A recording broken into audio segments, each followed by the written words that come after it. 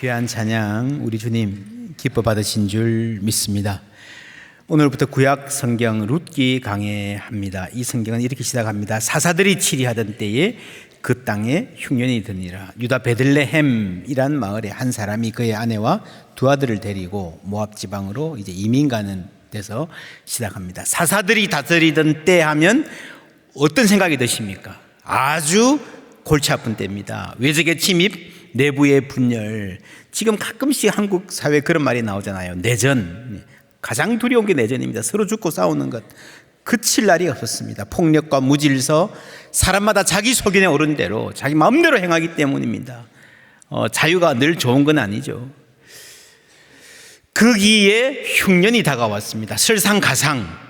이러면 사회가 그래도 웬만큼 안정되어 있으면 흉년이 들어도 이겨낼 수 있는데 정치가 불안하고 백성들은 제멋대로인데 심각한 경제난까지 닥쳤다. 이보다 더 나쁠 수 있을까 싶은 때입니다. 그런데 이 룻기의 마지막은요, 마지막 절이 이겁니다. 오벳은 이새를 낳고 이새는 다윗을 낳았더라 라고 되어 있는데 영어로 보면 맨 마지막 단어가 데이빗입니다. 오늘도 히브리어도 그렇습니다. 데이빗, 다윗이 맨 마지막 단어예요. 여러분, 시작은 정말 골치 아픈 뒷목 잡게 하는 패역한 시대, 절망적인 시대인데 마칠 때는 다윗이라는 이름으로 마칩니다. 여러분, 다윗이 뭡니까? 이스라엘 백성들에게는요, 희망의 아이콘이에요. 한국 사람들 축구팀이 헤매면 꼭 하는 말이 있죠. 히딩크. 지금 그게 몇 년 전인데 아직도 히딩크 이야기합니다. 나라가 흔들리면 많은 사람들이 이순신 장군 얘기하죠. 꽤 많은 정치인들이 출사표 던지면서 아직까지도 저에게는 12척의 배가 남았습니다라고 하는 이순신의 말을 그대로 인용하기도 합니다. 희망을 말하고 싶을 때 호출하는 이름들이 나라마다 있습니다. 이스라엘 사람들에게 다윗은 히딩크 플러스 이순신 플러스 세종대왕 다 합친 것보다 훨씬 더 큰 이름이었습니다. 이 사사들의 골치 아픈 시대에서 다윗이란 이름, 희망으로 끝나는 룻기라는 이 책은 그래서 하나님께서 절망의 상황에서 어떻게 희망을 만들어 가시는가 하는 말씀을 전합니다. 민족의 앞날을 말하면서 희망을 말하고요, 마찬가지로 한 가정의 이야기를 하면서 희망을 말합니다. 두 사람 엘리멜렉과 나오미의 가정은 바닥까지 내려갔다 싶은 가정이었습니다. 그런데 여기가 바닥인 줄 알았는데 더 이상 내려갈 데가 없다 그랬는데요, 또 내려가요. 이 바닥 밑에 뭐가 있습니까? 땅. 그 밑에 지하실. 옛날에는 지하실 그랬는데 요즘에는요 싱크홀이 있다 그러죠. 멀쩡하게 가는 땅이 확 꺼져서 완전히 바닥이라 생각했는데 더 어려워집니다. 경제가 힘들어서 모압으로 이사를 가요. 근데 여러분, 이 마을이 본래 살던 마을이 베슬레헴입니다. 베스는 벳엘 할 때처럼 집이란 말이고 레헴은 떡입니다. 떡집, 양식이 풍부한 곳입니다. 근데 떡집인데 양식이 없어요. 아이러니죠. 이 이름은 좋아요. 여러분 아마 갖고 계신 이름도 대부분 다 부모님들이 소망을 담아서 좋은 이름 다 지으셨을 거예요. 근데 여러분, 이름대로 살고 있습니까?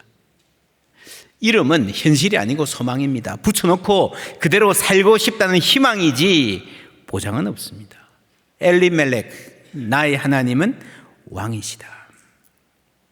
나오미는요, 즐거움, 유쾌함 이름만 보면요 완벽한 가정이네요. 완벽한 부부예요. 하나님을 왕으로 모시고 살고 유쾌함, 즐거움이 있는 이 가정.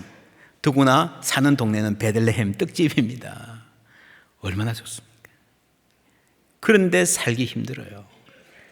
잘 살고 싶어서 나름대로 희망을 찾아서 모압으로 갑니다. 여러분, 사람들은요 나름대로 고민하고 모색하고 해서 때로는 기도도 하고 해서 나름대로 최선의 선택을 하려 합니다.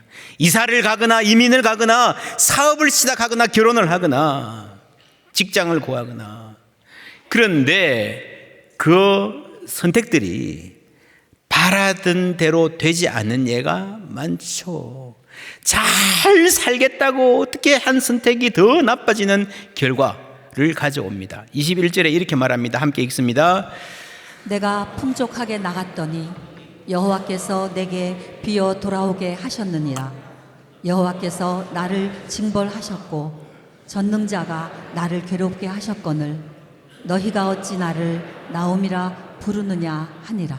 예, 나오미는 유쾌함 이란 말이라 그랬죠. 유쾌하지 않다는 거죠. 내가 풍족하게 나갔더니 이게 무슨 말이지? 이러면 분명히 흉년이어가지고 살기 힘들어서 이민까지 갔다 그랬는데 내가 나갈 때 풍족했다 말합니다. 거짓말입니까? 여러분 사실일 거예요. 진짜 풍족했으면 모압까지 갔겠습니까? 먹고 살기 힘드니까.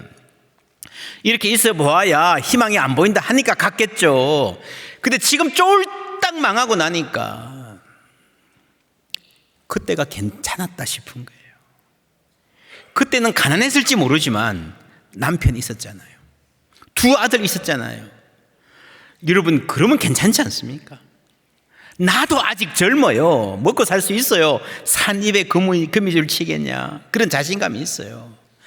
여러분 얼마나 가난해야 가난합니까? 어떤 분들은 그렇게 말해요. 빚 없으면 부자야. 공감하시는 분들 계실 겁니다. 어떤 분은요 빚이 좀 있어도 가족들 다 건강하면 여러분 그게 부자야 라고 말하는 사람 있을 겁니다. 벌 수 있잖아요. 회복할 수 있잖아요.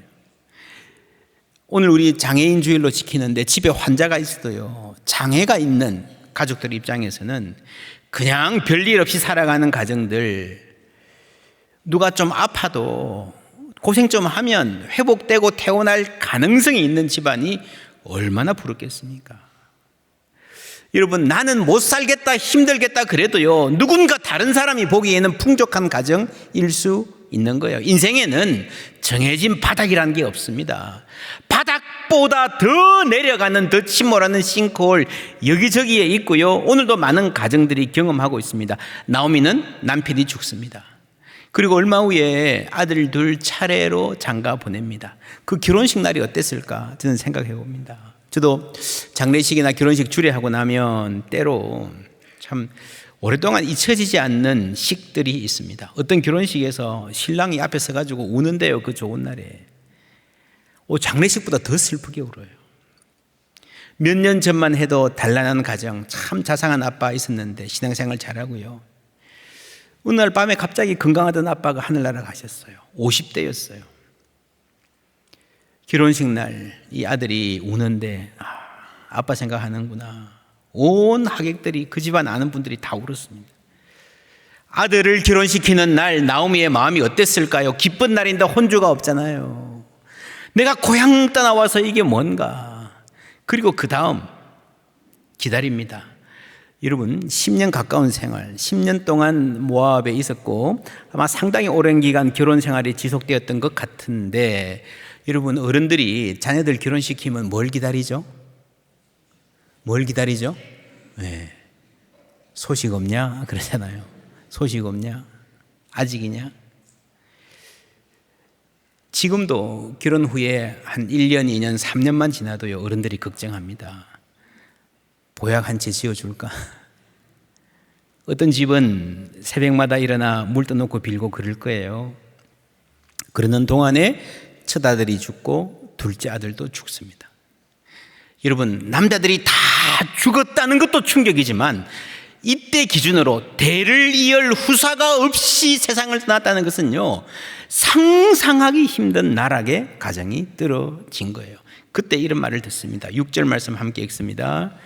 그 여인이 모압 지방에서 여호와께서 자기 백성을 돌보시사 그들에게 양식을 주셨다 함을 듣고 이에 두 며느리와 함께 일어나 모압 지방에서 돌아오려 하여. 파카드 돌아보신다 이 말 2주 전에 종려주일 때 상세히 설명했습니다. 찾아오신다, 돌보신다라는 말인데 요셉이 유언했죠. 하나님은 여러분을 찾아오실 것입니다. 모세를 통한 출애굽 그리고 이게 멀리는 예수님의 구원을 말하는 단어다라고 했습니다. 동시에 우리의 일상적인 소원, 기도 제목 사라에게 하나님이 찾아오셔서 돌보셔서 아기를 주셨다. 백성에게 양식을 주셨다라고 할 때 쓰는 말이었습니다. 자, 이 말을 그냥 액면 그대로 보면요, 하나님이 우리에게 경제적인 어떤 회복을 주실 때에, 안 되던 사업 펴 주실 때에, 지금까지 안 돌보고 계시다가 이제야 그게 참 배고프겠네, 아직 살아있나, 이제 좀 슬슬 돌봐 줄까 하신 건가? 여러분, 그게 아니에요. 여러분, 여기서 성경 자체의 목소리로, 성경의 정연으로 하나님이 돌보시기 시작하셨다라는 것이 아니고요, 사람들이 그렇게 말하고 생각하고 있었고 그런 소문을 들었다라고 말하는 겁니다. 사람들이 그렇게 생각했다는 거예요. 여러분, 모든 사람들은요, 하나님을 믿어도 자기의 생각 안에서 자신의 수준, 자신의 경험, 그 문화적 전제 혹은 편견 안에서 하나님을 생각합니다. 말하자면 나름대로의 신학이 있는 거예요. 신학교 안 다녀도 하나님에 대한, 하나님은 이런 분이야 라는 나름의 신학이 있는 거예요. 나오미의 신학, 하나님은 어떤 분인가? 13절에 보면요, 여호와의 손이 나를 치셨으므로. 그 다음에 21절에 보면요, 여호와께서 나를 징벌하셨고 전능자가 나를 어떻게 하셨다? 괴롭게 하셨다. 내가 이렇게 힘든데 하나님이 나를 치시고 공격하시고 괴롭게 하셨다. 그러면 여러분 어때요? 하나님 이러면 어떤 느낌이 들어요? 피하고 싶어요. 여러분, 학교 선생님들 아시죠? 아이들이, 선생님이 아이들 만나면 늘 야 너 왜 그래 지적하고 뭐 쥐어받고 그러면 아이들이 어때요? 슬슬 피해요. 선생님 얼굴도 안 보려 그래요. 교실에 앉아 있는 거 보면요, 다 웬만큼 보입니다. 저도 여러분 이렇게 앉아 계신 거 보면 웬만큼 보입니다. 여러분, 성경에 보면요, 환난 날에 여호와께 피하라 그랬어요. 여호와께 피하면 사는 줄 믿습니다. 근데 나오미는 여호와를 피하고 싶어요. 믿음이 완전히 바닥에 떨어진 겁니다. 엘리멜렉, 뭡니까? 나의 하나님이 왕이시다. 여러분, 하나님이 우리의 왕이었다가 아니었다가, 우리를 다스리셨다가 안 들으셨다, 그게 아니고요, 언제나 우리의 왕이신 줄 믿습니다. 쉬지 않고 돌보시는 거예요. 이스라엘을 지키시는 자는 졸지도 주무시지도 아니하시는 줄 믿습니다. 그래서 우리 생각에는 그래요. 하나님 우리를 찾아오셨다, 돌보셨다, 계속해서 취직시험에 떨어졌다가 이제 합격했다, 계속 사업 힘들다가 이제 좀 허리 펴게 되었다, 하나님이 이제야 돌보시기 시작했다, 그게 아니고 지금까지 우리를 계속해서 무관심하게 내버려 두셨다는 게 아니고요, 하나님은 처음부터 끝까지 언제나 우리를 돌보시는 줄 믿습니다. 양식이 부족한 가운데도, 임신을 아직 못하고 기다리는 가운데도. 그래서 여러분, 여기 지금 돌보신다란 말이 나오기 때문에 이거 왜 우리는 임신 못하지라고 하는 그 기막힌 탄식이 여기에 그 이야기 속에 깔려 있는 거예요. 그렇죠? 왜 우리 집에는 아기를 안 주시지? 왜 우리는 돌보아 주시지 않는 건가 하는 이 쓰라린 질문이 있는 거예요. 룻기는 바로 이런 질문을 다룹니다. 그리고 새로운 답을 얻게 합니다. 하나님은 어떤 분인가? 하나님은 언제나 변함없는 은혜의 하나님이신 줄 믿습니다. 언제나 잊지 않고 우리를 돌보시는 하나님이신 줄 믿습니다. 그 하나님을 만나면요, 바뀌는 거예요. 사람이 바뀌는 거예요. 저 어릴 때부터 교회를 다니면서 룻기 설교를 많이 들었는데 그런 설교들이 많았습니다. 이스라엘을 떠나지 말아야 했는데 그 믿음의 자리를 떠나서 벌받았다. 이런 식의 해석이 틀렸다라고 딱 말하기는 좀 부담이 되지만 성경의 강조점이 여기에 있지 않다는 것은 분명합니다. 성경 읽어보세요, 여러분. 왜 떠났냐? 그러니까 망하지. 그런 말 안 해요. 여러분, 그게 잘했다는 말이 아니고요, 성경의 관심이 거기에 있지 않다는 거예요. 여러분, 우리가 살다 보면 힘든 일도 생기고 어려운 일도 만납니다. 사업이 잘 될 때도 있지만 망할 때도 있어요.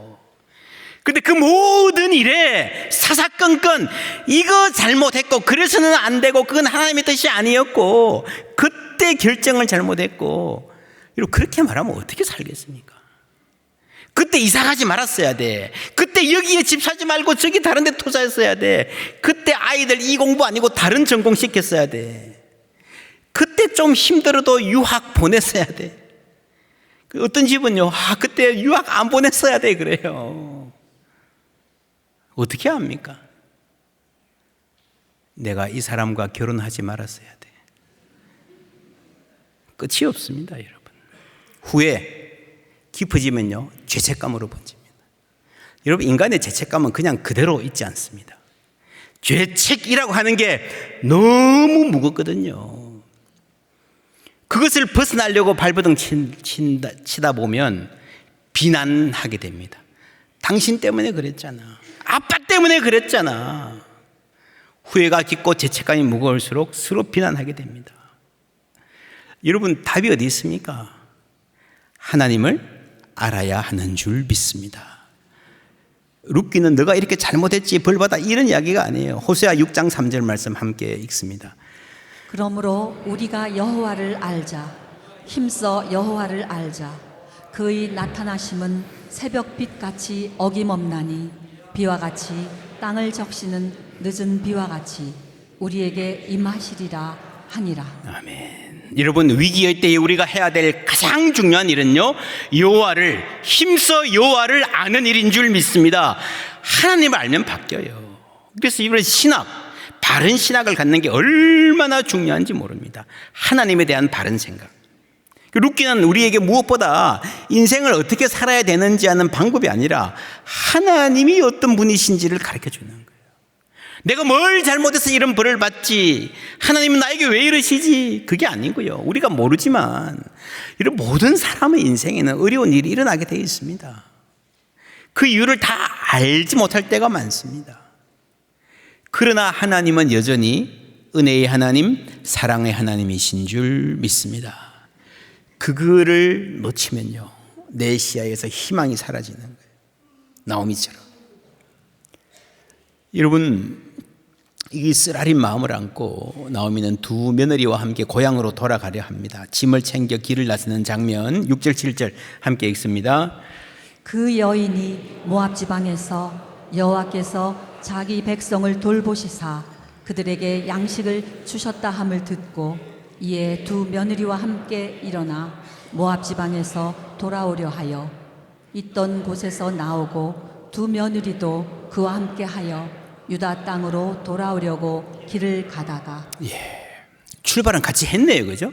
집에 앉아가지고 내일 갈 거니까 너희들 가라, 그게 아니고 일단 같이 갔어요. 출발했어요. 길에서 이야기하는 겁니다. 제가 신학교 교수하면서 학생들 데리고 이스라엘 요르단 성지순례 간 적이 있는데요, 마치는 날에 너희들 가장 인상 깊었던 장면이 어디냐 물어보니까요, 놀랍게도 가장 많은 학생들이 이 대목, 룻과 나오미가 함께 모압에서 베들레헴으로 왔으면 아마도 이쯤에 고개를 넘었을 것이다 하는 그 황약길, 뭐 아름다운 건물도 없고요, 유적도 없고요, 팻말도 없고요, 아무것도 없어요. 근데 거기서 가장 큰 은혜를 받았다는 거예요. 우리는 이 현대적인 생각을 갖고 있기 때문에 룻과 나오미가 어디쯤 어떤 분위기에서 헤어졌을까? KTX 포항역이 생각납니다. 너 집에 가라. 요즘도요, 이 할머니 어른들 혼자 보내기 힘든데 옛날에 이때는요, 나오미는 돌아갈 수도 없어요. 아마 집도 처분했겠죠? 처분할 필요도 없이 빚이 쌓이고 쌓여가지고 집이 없어졌을 수도 있습니다. 세간 사람이 좀 남은 거는 당근마켓에 다 팔았어. 여러분, 이때 나오미의 나이, 건강 상태 추정을 해보면 2장, 3장에 보면요, 룻이 혼자 가서 이삭 죽기 하잖아요. 근데 이 나오미의 성정으로 보았을 때 조금만 건강했어도 나도 갔겠다, 나도 힘을 보태겠다 했을 것 같아요. 그렇죠? 근데 안 가고 집에 앉아 있잖아요. 그만큼 쇠약했다는 거예요.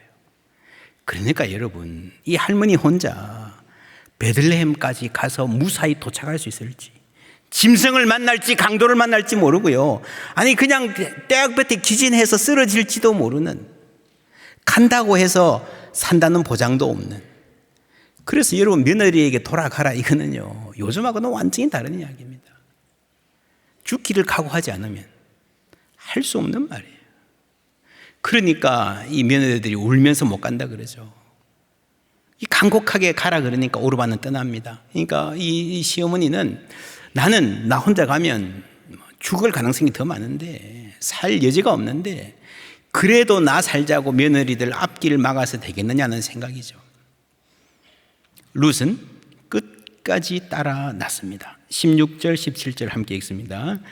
룻이 이르되 내게 어머니를 떠나며 어머니를 따르지 말고 돌아가라 관건하지 마옵소서. 어머니께서 가시는 곳에 나도 가고 어머니께서 머무시는 곳에서 나도 머물겠나이다. 어머니의 백성이 나의 백성이 되고 어머니의 하나님이 나의 하나님이 되시리니 어머니께서 죽으시는 곳에서 나도 죽어 거기 묻힐 것이라. 만일 내가 죽는 일 외에 어머니를 떠나면 여호와께서 내게 벌을 내리시고 더 내리시기를 원하나이다 하는지라. 아멘. 어머니의 하나님이 나의 하나님이 되시리니라는 이 미래형 문장, Your God will be my God. 이거는요 신앙 고백입니다. 어머니 아시잖아요. 저는 이미 하나님 믿고 있습니다. 그 말이 아니고 지금부터 하나님 믿고 살겠습니다 라고 하는 믿음의 고백, 결단의 선포예요. 그렇잖아요. 어머니의 하나님이 내 하나님이 될 것입니다 라는 이 미래형 문장이 그런 뜻이에요. 여러분 이 장면이 자신의 삶의 방향이 결정되는 순간이고요. 여러분 아시죠? 한 영혼이, 한 사람이 세상에서 하나님의 품으로 돌아올 때에 하늘에서 천군 천사가 기뻐하며 잔치한다고 그랬습니다. 월드컵 축구에서 한국팀이 골 넣으면 온 국민이 얼싸하고 좋아하는 것보다 훨씬 더 큰 기쁨을 한 영혼 때문에 하나님 누리시고 축복하시는 줄 믿습니다. 그 장면인 거예요. 이전에는요 확실한 믿음이 없었던 것 같아요. 고백하지 않았던 것 같아요.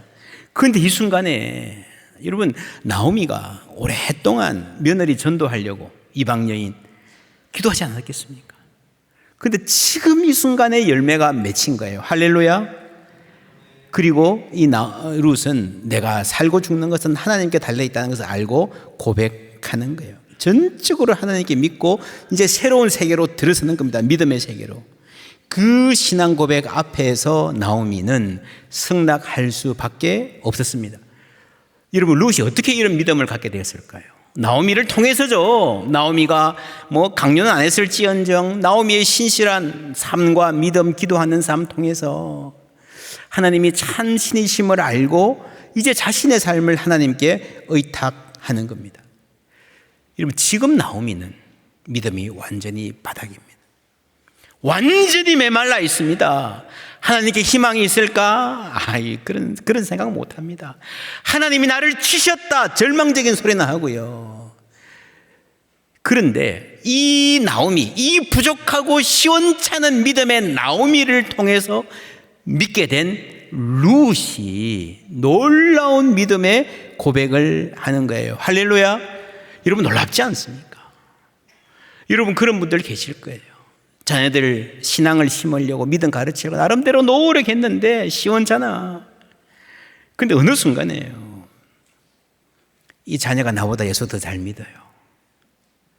나는 막 헤매고 흔들리고 막 죽겠다 그러는데 하나님 계시잖아요. 아버님.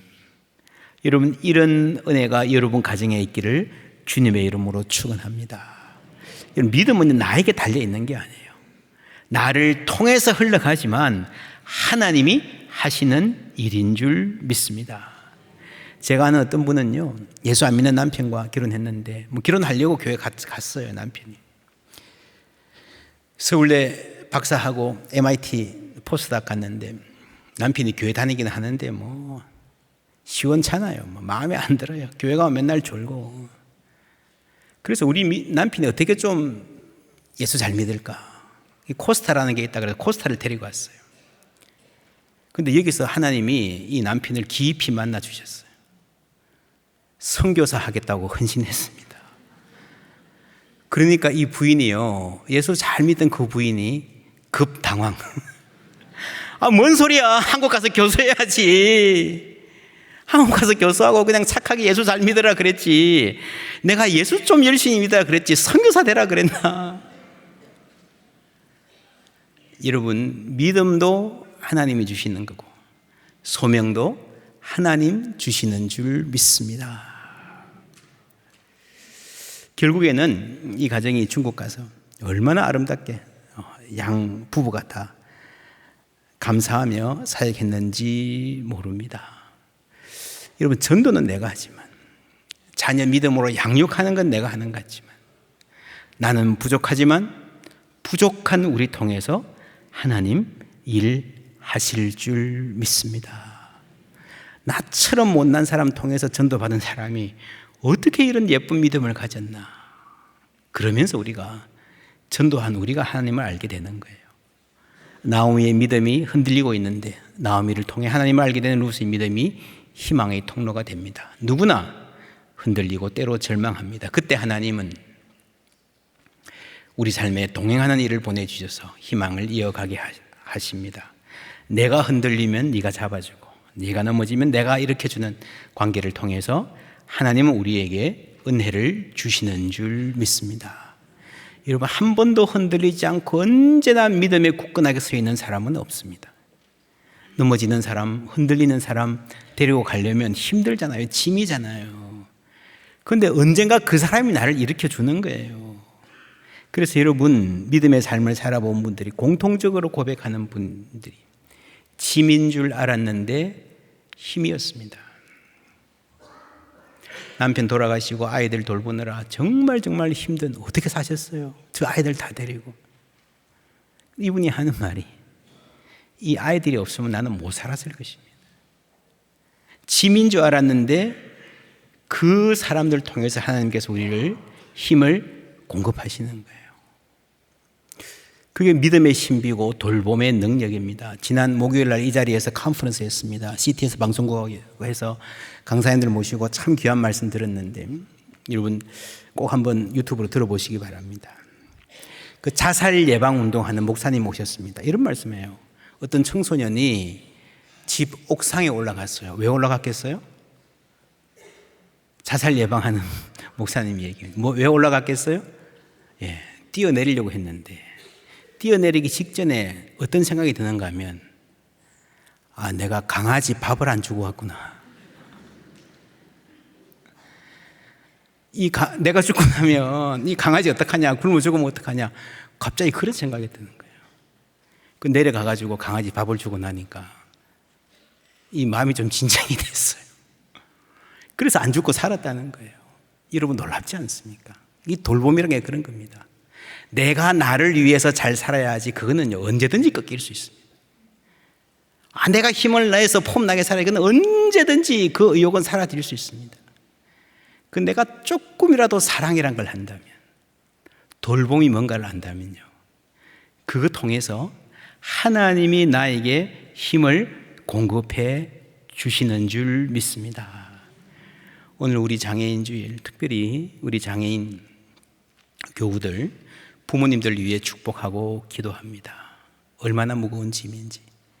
그러나 그 짐을 능히 감당할 힘 또한 우리 하나님께서 공급해 주실 줄 믿습니다.